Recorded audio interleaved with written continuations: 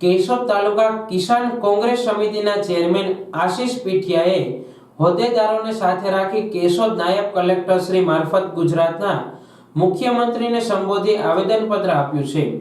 આવેદનપત્રમાં જણાવાયું છે કે ડબલ એન્જિનના બણગા ફૂંકતી કેન્દ્ર અને રાજ્ય સરકાર ખેડૂતોને ખાતર પૂરું પાડવામાં ઊણી ઉતરી છે।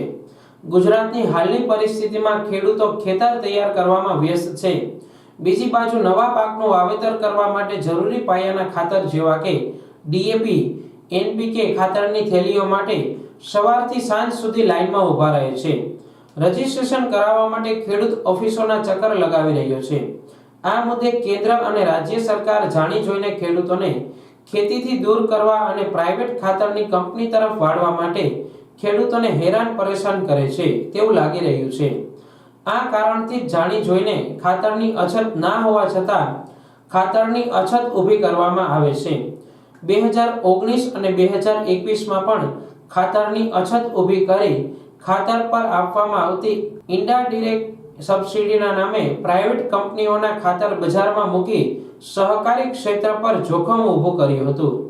આ સાથે મુખ્યમંત્રીશ્રીને વિનંતી છે કે સરકાર ખેડૂતોને હેરાન કરવાને બદલે જરૂરિયાત સમયે ખેડૂતોને ખાતર પૂરું પાડે અને સહયોગ આપે।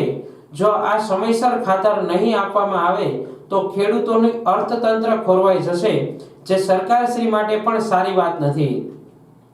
કોંગ્રેસ શહેર પ્રમુખ અશોકભાઈ વણપરિયા, તાલુકા પ્રમુખ ડીકે પીઠિયા, કિસાન સંઘના પ્રમુખ આશિષભાઈ પીઠિયા, ઇન્ડિયા ગઠબંધન સાથે મહેશભાઈ મકવાણા, આજરોજ આ સરકારને ખેડૂતોને ખાતરના હિત માટે આજે અમે આવેદન આપ્યું છે મુખ્યમંત્રીને ખાસ રજૂઆત કરવા માટે।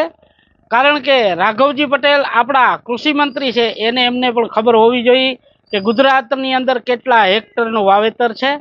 એના માટે અગાઉથી જથ્થો પણ તૈયાર કરવો જોઈએ। આ એક ષડયંત્ર છે, ખેડૂતોને ગુમરાહ કરવાનું છે।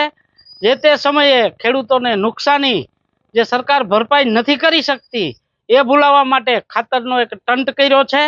અને ત્યારે ખાતરની જે વાત આવી ત્યારે ખેડૂતોને બિચારાઓને જે ભૂલાઈ ગયું છે કે સર્વે કરવાનું હતું, સર્વેના પૈસા મળવાના હતા, એ જે કાંઈ સરકારે ગુમરાહ કરી અને ખાતર રોકાયું છે, આ એક ષડયંત્ર છે ભાજપ સરકારનું। માટે ખેડૂતોને હિતમાં જે કાયદા પ્રમાણે કામ થતા હોય એ કરો। આ સરકારને અમે વખોડીએ છીએ। ખેડૂત કેટલો હેરાન છે, કેટલો લાચાર છે મિત્રો, એ આજ બધા ખેડૂતોને પણ ખબર છે। રાઘવજી પટેલ આપણા જે કૃષિ મંત્રી છે એમને ચોક્કસ જ્ઞાન હોવું જોઈએ કે ખેડૂતોના હેક્ટર માટે પહેલાં ખાતર જોઈએ, ત્યાર પછી પિયત થાય છે, અને એમાં પણ ખેડૂતોને માટે આ કેવાયસી કાઢ્યું છે। મિત્રો વિચાર તો કરો, આ સરકાર ક્યાં પહોંચાડવાની છે?